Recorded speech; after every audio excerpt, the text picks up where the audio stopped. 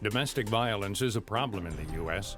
The statistics on the numbers of women and men who are victimized by an intimate partner, be it a spouse or ex-boyfriend or girlfriend, are staggering. The Center for Disease Control cites that 1 in 3 females and 1 in 4 males will be the victim of some type of physical aggression by an intimate partner over their lifetime. That's Dr. Shannon Carl, Associate Professor in the School of Psychology at Nova Southeastern University in Fort Lauderdale, Florida.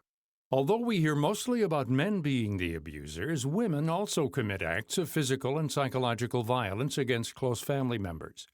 What kind of person perpetrates these acts? What is the effect on family and friends? And what can be done to stop the violence against spouses, children, and other family members?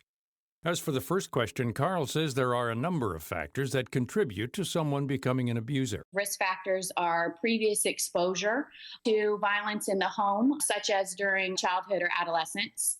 Other risk factors are difficulty to manage emotions, problems with anger management, specifically any type of substance use, drugs and alcohol also are increased risk factors, in addition to environmental and psychosocial stressors. Dr. Jay Richards says that when you profile men who abuse their family members, you often see certain personality types emerge. Richards is a forensic psychologist on the faculty of Washington University and Seattle University.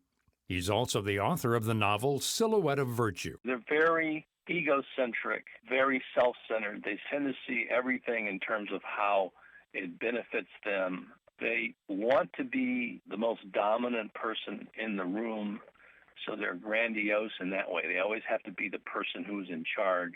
They tend to have something that we call aggressive masculinity. So they're not just macho, but it's hostile and aggressive masculinity. So they see themselves as a super macho person, and they express that through hostility and aggression. And often they express that all the time in their language, and they often express it in the workplace and with other men. It's hard to believe that a woman or man would take up with a partner with those kinds of traits, but often the abuser is on his or her best behavior during the courting phase. There are some telltale signs, though, that a present romantic interest might become a future domestic abuser. One of them is the demand. When a demand is made that restricts the woman's ability to do what she would like to do, and she's basically being given not just a demand, but a command. And it's said and expressed in a somewhat intimidating tone, or just a matter of fact tone of entitlement. Like, I am entitled to tell you that you will not go to the Super Bowl party because I don't want to have you associating with the men who'll be there. When that's expressed in a way that's just like, that is the fact, that's the way it's going to be, I'm entitled to say this to you as a demand, that's a real bad indicator that this person at some point, if they're frustrated, they're going to start enforcing that demand, and that the demands are going to get more and more restrictive. After an abusive episode, if the victim threatens to leave, the aggressor in the relationship may seem to regret his or her actions, beg to come back, and promise never to do it again. Richards says it's a cycle of abuse that can keep the violence going. The man starts to realize he actually may feel lower self-esteem because of what the woman said, and also he realizes what he did was wrong and certainly illegal and has possible consequences. So he starts the makeup cycle, and you have the idea of the makeup sex, the dinner out, the flowers, the candy, promises of how it'll all be better in the future, and the cycle continues. So unfortunately, that's one of the things that happens is people believe that at the time when they've had this terrible onslaught, they believe, I'm getting out of this relationship, that's the end.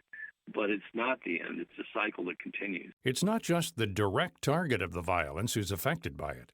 Carl says that when children and other family members are involved in even just witnessing what's going on, they become victims too. The children are the most at risk. And one thing I think that's important for all of us to keep in mind is that witnessing violence is violence in and of itself. So children that are in a home where intimate partner violence is going on and are witnessing this violence are also victims. That's something that's very important. And these children and also family members and friends of the victim can feel fear for the spouse of the victim of the intimate partner violence and also fear for themselves. They can feel powerless in the relationship. Children that are involved in families where there's intimate partner violence can often feel emotional abandonment because if there is a parent that is being a victim of abuse and there's an abuser, there's not a lot left over of nurturing and emotional caretaking of the children. So that can be a big piece. Carl says that witnessing abuse in the family can also lead to the continuation of domestic violence as the children grow up. Low self-esteem, behavioral problems, and also, very importantly, problems with anger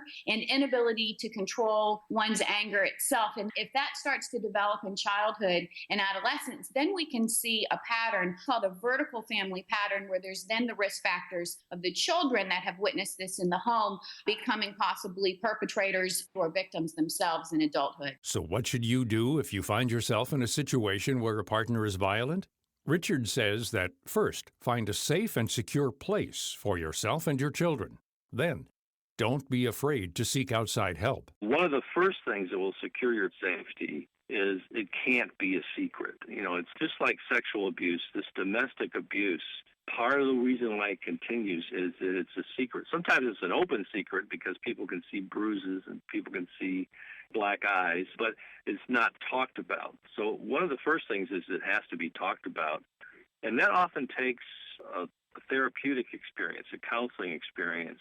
So a woman may have to go to a pastor, a counselor, or to a domestic abuse clinic just to get her bearings on how can she talk about this and who can she talk about it with safely. Carl says that law enforcement and the government are improving the way they handle domestic violence cases, handing down strict sentences and large fines for the perpetrators. Counseling is offered for the perpetrators and victims from many organizations if they want to move on to a new life or rebuild their relationship. A lot of times there are diversion programs that are offered for individuals that may be first offenders. And there are also adjunctive services if there's need for family counseling that can be done in the home. And there's couples counseling services that can be offered for individual couples that have had a past history of violence, that have both received individual treatment and are looking to rebuild their home in a nonviolent manner. Richard says that court-mandated counseling for perpetrators is one answer, but results he's seen aren't very good. That might be because they were sending people to these programs who really didn't want to be there, men often, weren't invested in being there, just they're invested in not going to jail. They're invested in not paying fines, and they're invested in holding on to their family. So you have reluctant and resistant participants in that situation. And another thing is those programs are forced to take people who are currently in substance abuse. They're using drugs. They currently may have a mental health problem. They may have a problem with impulsive anger that's not really related to domestic abuse because they also punch out men in the bar. They have an impulse problem. And then you have another factor of these more narcissistic, psychopathic people. Their personalities make it very difficult for them to accept that they're not entitled to do what they're going to do. Carl says that there is plenty of help for men, women, and children suffering from or witnessing domestic abuse and who want help or want to learn more about the issue. The National Coalition Against Domestic Violence has a website at ncadv.org with educational resources and links to state and private programs for victims and their families. For victims and families that need immediate help, she encourages them to call the National Domestic Violence Hotline at 1-800-799-SAFE. That's 1-800-799-7233. The hotline operates 24/7, and all calls are anonymous and confidential. You can find out more about Dr. Shannon Carl and Nova Southeastern University on their website at cps.nova.edu. You can find Dr. Jay Richards' new novel, Silhouette of Virtue, at stores and online. He also invites listeners to visit his website at jayrichardsbooks.com. For information about all of our guests, log on to our site at viewpointsonline.net. You can find archives of past programs there and on iTunes and Stitcher. I'm Gary Price.